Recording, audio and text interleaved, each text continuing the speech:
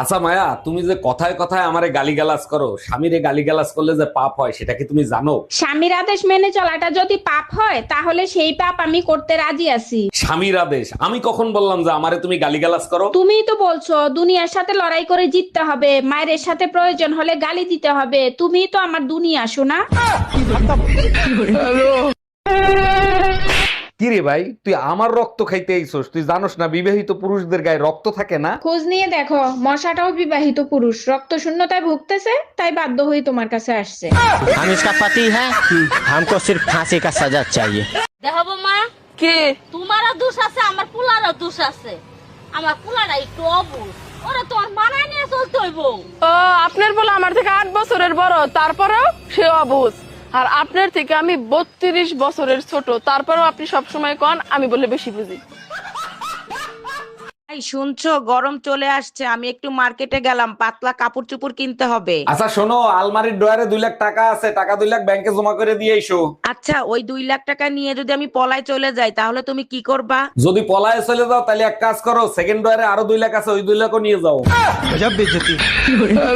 এই শোনো, আমার জন্য গ্রিন টি আইনো তো, শরীরের ওজন অনেক বেড়ে গেছে, কমাতে হবে। গ্রিন টি খাইলে তোমার ওজন কমবে না, যারা পাহাড়ের নিচে থাকে তাদের ওজন কমবে। বুঝলাম না, পাহাড়ের নিচে যারা থাকে তাদের ওজন কমবে আর আমার ওজন কেন কমবে না? কারণ ওরা 2 বেলা গ্রিন টি আনতে পাহাড়ের মাথায় ওঠে। জানো, আমার আংটিটা না খুঁজে পাচ্ছি না। আমার পকেটেও 2000 টাকা ছিল, খুঁজে পাচ্ছি না, ভালো করে খুঁজো তো। সারা ঘর তন্ন তন্ন করে খুঁজলাম, কোথাও পাইলাম না। এই দেখো তো, এইটা তোমার আংটি কিনা? আরে হ্যাঁ, এটাই তো আমার আংটি, কোথায় পাইলা? সেই পকেটে পাইছি যে পকেটে 2000 টাকা ছিল। Bye bye tata. এই কে এত রাতে দরজা নক করতেছে? দুলা ভাই, আমি মায়া, তাড়াতাড়ি দরজা খুলেন। কি ব্যাপার ছোট গিন্নি, এমন করতেছো কেন? ভয় পাইছো নাকি? দুলা ভাই, আমার রুমের লাইট কেটে গেছে। আপনি তো জানেন আমি অন্ধকার ভয় পাই। আজকে রাত্রে আমি আপনার রুমে ঘুমাই। বলো কি, তাই নাকি? তাড়াতাড়ি চলে আসো, আমি অন্ধকার ভয় পাই না, আমি তোমার রুমে গিয়ে ঘুমাই। তোমার মতন জামাই পেয়ে জীবনটা তেনা তেনা হয়ে গেছে। কেন, কি হয়েছে? বিয়ের পরে একবারও ঈদের মার্কেট করতে নিয়ে গেছো? আমার বংশের কেউ ঈদের মার্কেট করে নাই, আমার নানার বংশের কেউ ঈদের মার্কেট করে নাই। পরে নিয়ে মার্কেট করে আমার এত কষ্টের টাকা কি পানিতে ফেলামু নেই? মা, তোমার একটা কথা কই, তোমার বাপের বাড়ির আত্মীয় স্বজনকে দেখলেই না আমার মেজাজটা গরম হয়ে যায়। কে আমার বাপের বাড়ির মানুষ কি তোরে খামচা মারছে? না, সারা বছর তাকে কোনো খোঁজ খবর নাই, আমরা খাইলাম নাকি বাঁচলাম নাকি মরলাম কোনো খোঁজ খবরই নিব না। বছর শেষে যখন আমার পরীক্ষার রেজাল্ট দেব তখন তোমার কাছে ফোন দিয়ে জিজ্ঞেস করবো তোর মাইয়া কি পাস করছে নাকি ফেল করছে। একটারও কমো না যে পাস করছি নাকি ফেল করছি। কবি কি ভাই করছস তো ফেল।